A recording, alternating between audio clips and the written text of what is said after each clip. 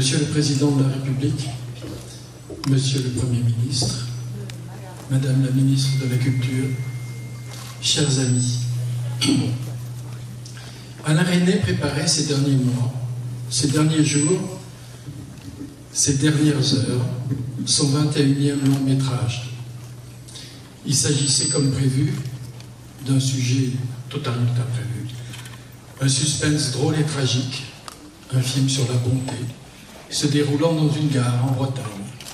Sa légende bretonne, me disait-il. Son titre, Arrivée et départ. Ça ne s'invente pas. Sa passion, son investissement, son intelligence, la clarté inouïe de son esprit étaient au firmament.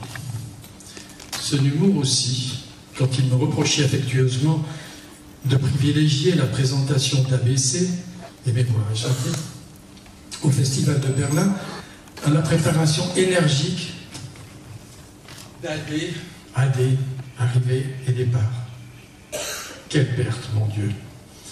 On sait bien que personne n'a droit à l'éternité, mais de temps en temps, il devrait faire des exceptions. Avec le temps, on a pu croire Alain immortel. Un jour du mois de mars, il est définitivement devenu, prématurément.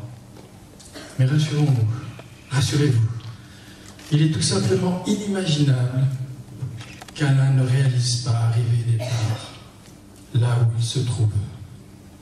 Je vous le certifie, sa douce et pugnace volonté, sa séduisante et décisive conviction sont irrésistibles et ne connaissent pas d'obstacle.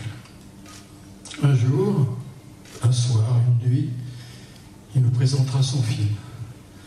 Quand, à notre rythme, nous le rejoindrons. Il nous accueillera avec son inimitable élégance, ses yeux bleus, sa chemise rouge, sa cravate noire, sa blanche chevelure, et nous tendra de sa main, aux doigts interminables, une tasse de son café préféré. Cher Alain, mon doux, mon tendre, mon merveilleux ami, les larmes que l'on verse ce soir, comme celles que l'on retient, sont des sourires de reconnaissance pour tout ce que vous nous avez généreusement légué, sans compter. Et comment ne pas associer Sabine, votre inspiratrice, votre compagne, votre muse.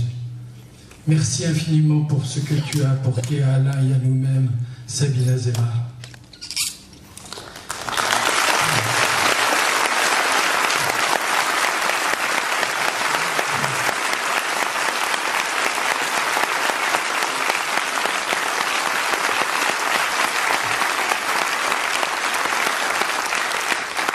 Si le fait d'avoir été l'agent d'Alain Resnais, puis le producteur de ses derniers films constitue une chance et un honneur, et toujours une récompense, ce serait faire preuve d'un manque irresponsable de lucidité que de ne pas stigmatiser les misérables difficultés rencontrées pour chaque réalisation d'un de ces films.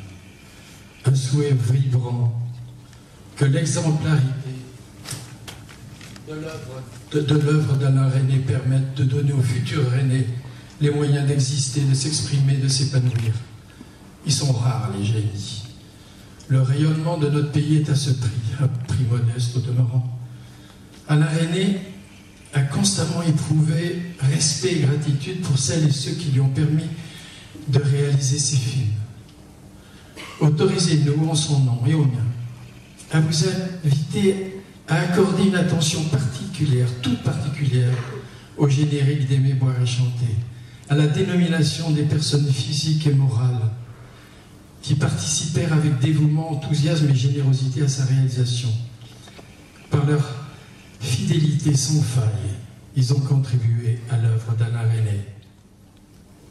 C'est avec une infinie tristesse, mêlée de passion et d'excitation, que nous vous présentons cet hymne à la vie qu'est Aimer, boire et chanter. À propos de vie, c'est de la vie de George Riley dont il est question. Life of Riley en est le titre anglo-saxon que l'on aurait pu traduire par La vie de château, mais l'intitulé était déjà pris et bien pris. Son titre de travail devint alors Joie de vivre. Cela non plus ne s'invente pas. Puis Alain m'annonça qu'il avait choisi aimer, boire et chanter. Et l'œil malicieux, il fredonna, sachant aimer, boire et chanter. C'est son film que toute son équipe, toute sa troupe réunie a l'honneur de vous offrir ce soir.